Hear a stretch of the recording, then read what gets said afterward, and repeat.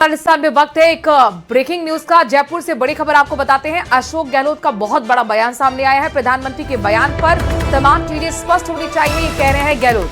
साथ ही वो ये भी कह रहे हैं कि राहुल गांधी के बयान को गंभीरता से लिया जाना चाहिए। हिंदू के नाम पर राजनीति की जा रही है। देश बचाने के लिए सभी विपक्षी दल एकजुट हो जाएं, ये अपील गहलोत कर रहे हैं।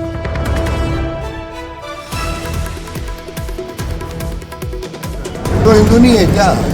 हिंदू कौन सा सब इनको वोट देता है? हिंदू कौन सा वोट इनको देता है भाई? 100 वोट पड़े हैं चुनाव में 2014 के अंदर। 100 वोट में से 31 वोट पड़े हैं मोदी जी को, बीजेपी को। इसका मतलब क्या हुआ? 70 वोट तो खिलाफ पड़े ना कम से कम। यही तो बात हुई, और क्या हुआ? तो क्या जो 31% वोट आए खाली सब हिंदुओं का है क्या? सब हिंदू ने जो 70% वोट नहीं पड़े हैं उसमें हिंदू नहीं है क्या? 69% वोट नहीं पड़े हैं उस वक्त में,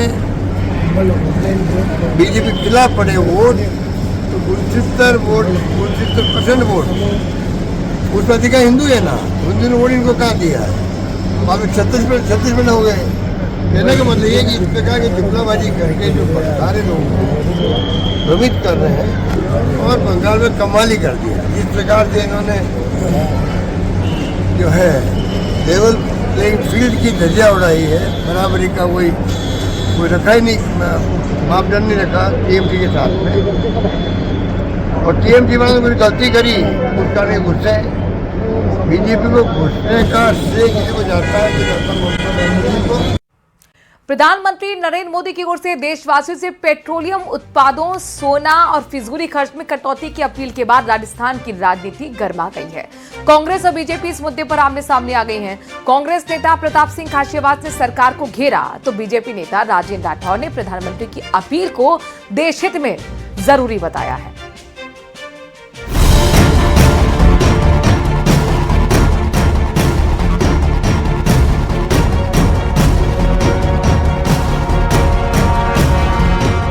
पीएम का बयान मचा सियासी घमासान।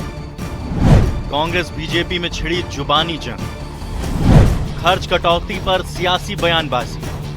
पेट्रोल डीजल की खरीद पर जो विदेशी मुद्रा खर्च होती है, पेट्रोल डीजल बचाकर हमें वो मुद्रा भी बचानी है। प्रधानमंत्री की देशवासियों से की गई इस अपील पर अब राजस्थान में सियासत शुरू हो गई है। कांग्रेस इस पर हमलावर है तो बीजेपी भी उसके जवाब में पलटवार कर रही है। पहले प्रधानमंत्री नरेंद्र मोदी की अपील सुनिए। साल भर तक घर में कोई भी फंक्शन हो, कोई भी कार्यक्रम हो, हम सोने के गहने नहीं खरीदेंगे, सोना नहीं खरीदेंगे। विदेशी मुद्रा बचाने के लिए हमारी देशभक्ति हमें चुनौती दे रही है और हमें इस चुनौती को स्वीकार करते हुए विदेशी मुद्रा को बचाना होगा। पीएम की इस अपील पर कांग्रेस नेता और पूर्व मंत्री प्रताप सिंह खाचरियावास ने तीखी प्रतिक्रिया दी। उन्होंने कहा, सरकार खुद करोड़ों रुपए खर्च करती है। अगर आर्थिक संकट इतना बड़ा है तो सबसे पहले सरकार को अपने फिजूल खर्चे बंद करने चाहिए।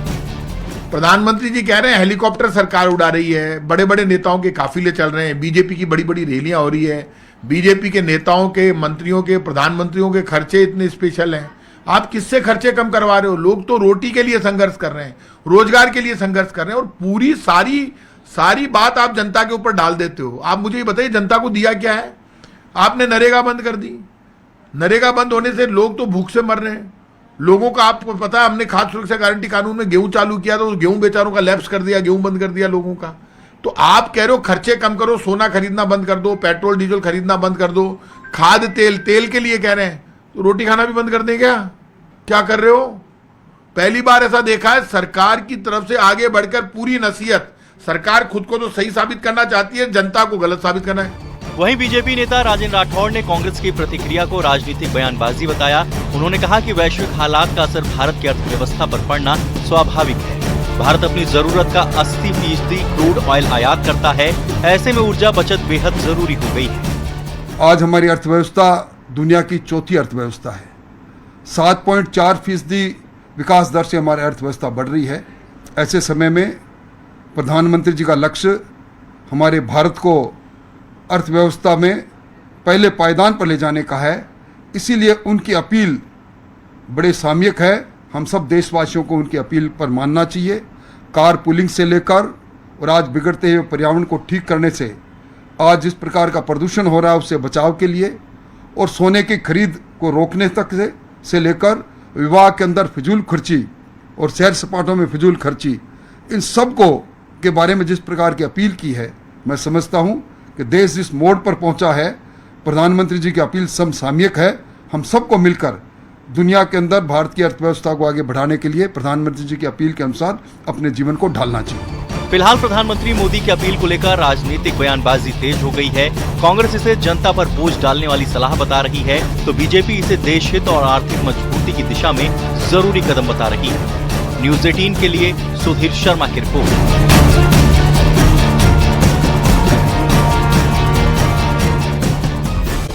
मिशन में हुआ घोटाला अब पूर्व मंत्री महेश जोशी के गले की फांस बन चुका है।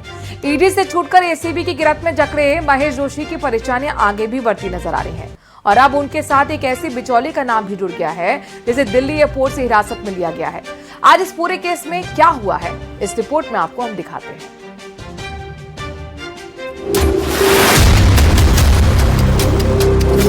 ये आंसू और चेहरा छिपाने की जद्दोजहद उस एक्शन की बात है जिसमें पूर्व मंत्री महेश जोशी लगातार घिरते जा रही है। जल जीवन मिशन घोटाले में पूर्व मंत्री महेश जोशी की मुश्किलें कम होने का नाम नहीं ले रही। हालिया अपडेट की बात करें तो कोर्ट ने एक बार फिर उन्हें न्यायिक हिरासत में जेल भेज दिया है। 11 मई तक रिमांड खत्म होने के बाद आज उन्हें पेश किया गया, जहां से उन्हें राहत मिलने के बजाय अब सलाखों के पीछे जाना पड़ा। हालांकि महेश जोशी बार बार खुद को निर्दोष बताने से पीछे नहीं हटे। मैं जयपुर की जनता को, राजस्थान की जनता को विश्वास दिलाता हूं कि हम निर्दोष साबित होंगे। हमने कोई गलती नहीं करी। सत्य परेशान होता है, पराजित नहीं। ये बार बार कहता हूं, सत्य में जयते। महेश जोशी ने अपने वक्तव्य में बार बार कहा कि वो सारी जानकारी जो जेजेएम घोटाले से जुड़ी हुई है, वो सारी जानकारी ईडी को दे चुके हैं। साथ ही उन्होंने ये भी कहा कि उन्होंने केवल विभाग से भेजी गई फाइलों को अप्रूव किया था, सिग्नेचर किए थे, विभाग ने तय किया।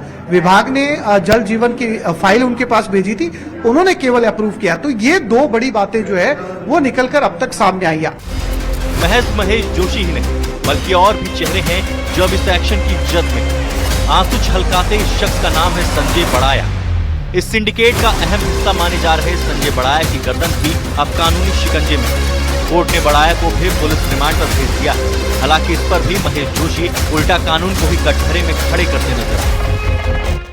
कोर्ट की परमिशन लेकर, आज तक की परमिशन लेकर विदेश गया था, उसके लिए एलओसी जारी करना इस बात को बताता है कि न्याय और कानून जो है वो उससे खिलवाड़ हो रहा है। बहरहाल एसीबी को उम्मीद है कि बिचौलिए की भूमिका निभाने वाले संजय बड़ाया से पूछताछ में ये साफ हो जाएगा कि करोड़ों की घूस का पैसा आखिर किन किन हाथों से होकर ऊपर तक पहुंचा। ऐसा इसलिए क्योंकि संजय बड़ाया पूर्व जलदाय मंत्री महेश जोशी का करीबी माना जाता है और इस घोटाले में मुख्य बिचौलिए होने का आरोप है। एसीबी ने दिल्ली एयरपोर्ट से हिरासत में लिया है। थाईलैंड में एक शादी समारोह में शामिल होकर लौटा है। एजेंसियों को पहले से ही उसके विदेश भागने की आशंका थी, इसलिए एसओजी ने उसके खिलाफ आउटलुक नोटिस जारी करवा रखा था। जैसे ही उसने दिल्ली में कदम रखा, सुरक्षा एजेंसियों ने उसे दबोच लिया। बार बार जो निकलकर सामने आ रहा है वो यही आ रहा है कि संजय बड़ाया की भूमिका जो है वो दलाली की इसके अंदर भूमिका है, पैसा इकट्ठा करने की भूमिका है, जिनको टेंडर दिया था जिन कंपनियों को उनसे पैसा उगाने की भूमिका है। क्योंकि सुबोध अग्रवाल और महेश जोशी जो इंजीनियर गिरफ्तार हुए हैं, जो ठेकेदार गिरफ्तार हुए हैं, उनसे जो नाम निकलकर सामने आ रहा है वो बार बार संजय बड़ाया का नाम सामने आ रहा है। लेकिन संजय बड़ाया को हिरासत में लेने के पीछे वजह उनका बिचौलिया होना नहीं, क्योंकि संजय बड़ाया की मनी फैक्ट्री काफी पुरानी है।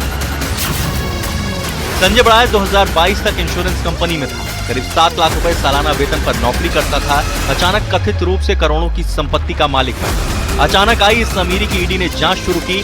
उसने मैसर्स चमत्कारेश्वर बिल्डर्स एवं डेवलपर नाम से कंपनी बनाई थी। संजय की इस कंपनी में पत्नी नैना बड़ाया भी पार्टनर थी। इस कंपनी के जरिए जयपुर में करोड़ों रुपए का कारोबार किया गया। फर्जी दस्तावेजों के जरिए जेडीए की जमीनें कब्जाने का आरोप भी लगा। लिहाजा संजय बड़ाया को एक अहम कड़ी के तौर पर देखा जा रहा है। ये फर्जीवाड़ा सिर्फ नेताओं तक ही सीमित नहीं है। तत्कालीन अतिरिक्त मुख्य सचिव सुबोध अग्रवाल पहले ही गिरफ्तार होकर जेल की हवा खा रहे हैं, लिहाजा सभी को एक साथ बैठाकर पूछताछ की जाएगी। जब दो लोग एक दूसरे का नाम लेकर अलग अलग बयान देते हैं तो उन्हें क्रॉस चेक किया जाता है, दोनों को साथ में बिठाया जाता है और बताया जाता है कि अमुक व्यक्ति ने ऐसा कहा, दूसरे से पूछा जाता है आपने जब ऐसा कहा तो ये, और इसकी बाकायदा रिकॉर्डिंग की जाती है क्योंकि कोर्ट में साक्ष्य रखने के लिए इसकी रिकॉर्डिंग होती है। तो ये बयानों का क्रॉस चेक जो है वो एक आम पूछताछ प्रक्रिया का हिस्सा है। तो जाहिर सी बात है कि दोनों को लेकर पूछताछ भी की जाएगी। लेकिन इस समय की अपडेट यही है, संजय बड़ाया 5 दिन के लिए रिमांड पे हैं और महेश जोशी एक बार फिर से 3 दिन के रिमांड पे हैं। गौरतलब है कि 960 करोड़ का ये पूरा खेल फर्जी अनुभव प्रमाण पत्रों के आधार पर टेंडर हथियाने से शुरू हुआ था। संजय बड़ाया की गिरफ्तारी के बाद अब कई और राज खुलने की उम्मीद है। Bureau report, news 18 Rajasthan.